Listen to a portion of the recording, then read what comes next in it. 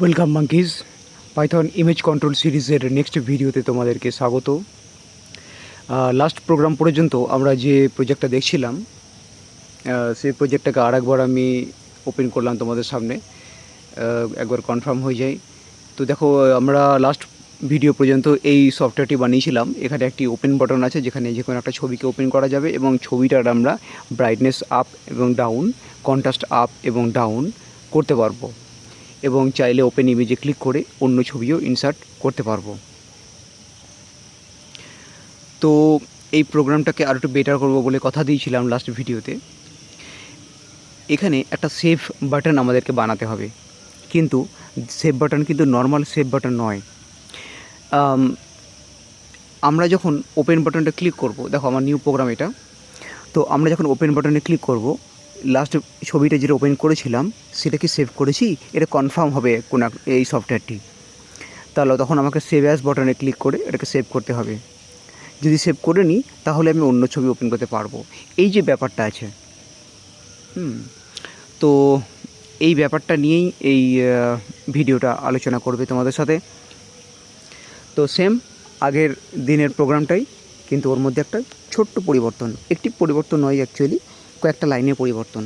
তো দেখে নাও, এখানে লাস্ট একটা সেভ অ্যাজ বাটন আমি বানিয়ে নিয়েছি। এই দেখো, যেখানে আমার মাউস পয়েন্টারটা এই মুহূর্তে রয়েছে। একটু জুম করে দেখালে বোধহয় ভালো হয়। তো এই কটা বাটন পরপর বানানো হয়েছে। হ্যাঁ, বাটনের সেটিংটা নিয়ে যেও না, যে বাটনগুলো সামনে কেন আছে, দেখতে ভালো লাগছে না, একটা টুল বক্স বা টুল বার বানালে ভালো হতো, বা মেনু বার বানালে ভালো হতো। হ্যাঁ, সেগুলো তো হতোই, সেই সবও নিশ্চয়ই ভবিষ্যতে করা যেতে পারে। তোমরা নিজেরাও হয়তো চাইলে প্র্যাকটিস করলে পারবে।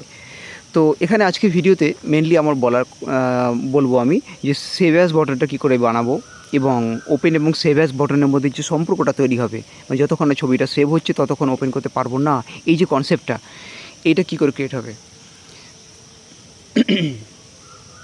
ছবিটার ব্রাইটনেস কমছে বাড়ছে, বা এই বাটন, এবার যদি আমি সেভ অ্যাজ বাটনে ক্লিক করতে যাই,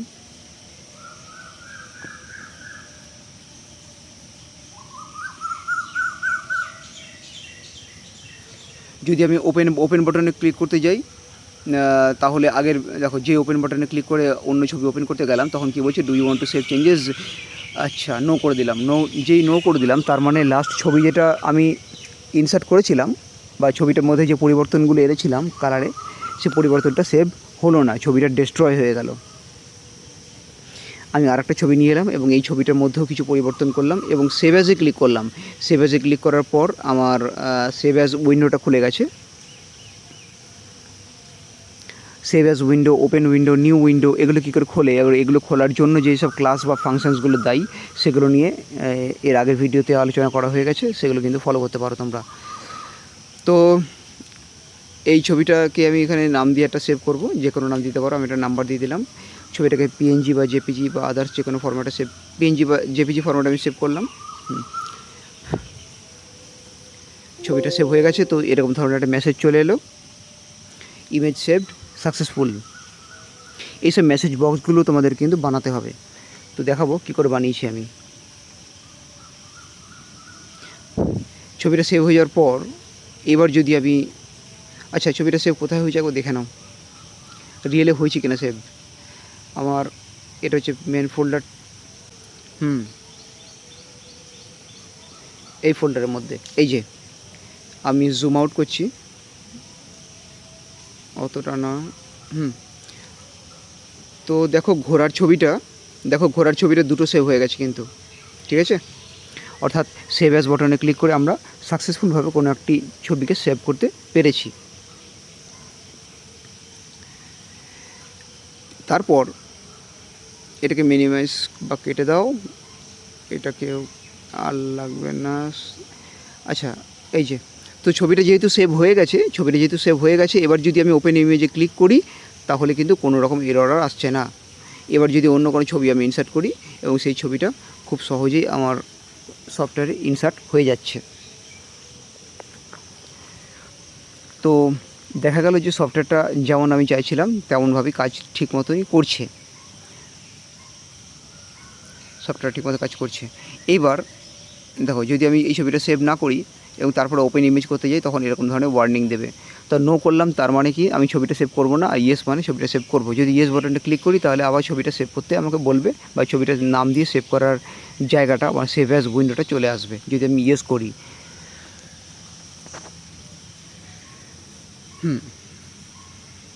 এরপরে আমি এটাকে ক্লোজ করে তোমাদেরকে প্রোগ্রামটায় নিয়ে যেতে চাই। তো আগের দিনের প্রোগ্রামটাই আছে সেম টু সেম, তবে যে যে লাইনগুলো আমি অ্যাড করেছি এবং কী কারণে অ্যাড করেছি সেটা শুধুমাত্র আমি এখানে আলোচনা করব। একটু বোধহয় জুম করে নিলে ভালো হতো। আমি visual basic code software use করছি। তো ভিজুয়াল বেসিক কোডে লাইনগুলোকে একটু জুম করার জন্য কিবোর্ড শর্টকাট হচ্ছে কন্ট্রোল বাটন প্রেস করে প্লাস বাটনটা প্রেস করতে হয়। যেখানে নেম লক রয়েছে সেখানে যে প্লাস বাটনটা রয়েছে, তো কন্ট্রোল বাটন ধরে প্লাস বাটনটা ক্লিক করলে ওই প্রোগ্রামগুলো লাইনগুলো একটু জুম হয়ে যায়। ঠিক আছে, এবার একদম প্রথমে চলে এলাম। পরপর আমি যে যে লাইনগুলো আপডেট করেছি সেগুলো আমি পরপর বলে যাচ্ছি, তোমরা নোট করবে বা দেখতে থাকো। At first image underscore saved equal two true, এটা এমন একটা ফ্ল্যাগ যেটা প্রমাণ করছে যে ছবিটা সেভ হয়ে গেছে। If current underscore IMG and not image underscore saved, এই যে লাইনটা, এই লাইনটার কনফার্ম হচ্ছে, ইফের সাহায্যে আমি কনফার্ম হচ্ছি যে ছবিটা সেভ হয়নি। যদি ছবিটা সেভ না হয়, if not confirm underscore discard underscore change, এটা একটা ফাংশানের নাম। এই ফাংশানটা তুমি নিচে বা অন্য জায়গাতে পাবে কিছুক্ষণ পর আবার। তো এই ফাংশানটাকে কল করছে কে? এই ইফ ফাংশানটা। যদি ছবিটা সেভ না হয় তখন এই ফাংশানটা কল হবে বা এই ফাংশানটা রিটার্ন হবে, অর্থাৎ এই ফাংশানটাকে আমি কল করব। Image underscore saved equal two true, যখন একটি নতুন ছবিকে ইনসার্ট করা হয়ে গেছে তখন আমরা ইমেজ আন্ডারস্কোর সেভড এর মধ্যে যে ভ্যালুটা আছে সেটাকে আমরা রিসেট করে দিচ্ছি।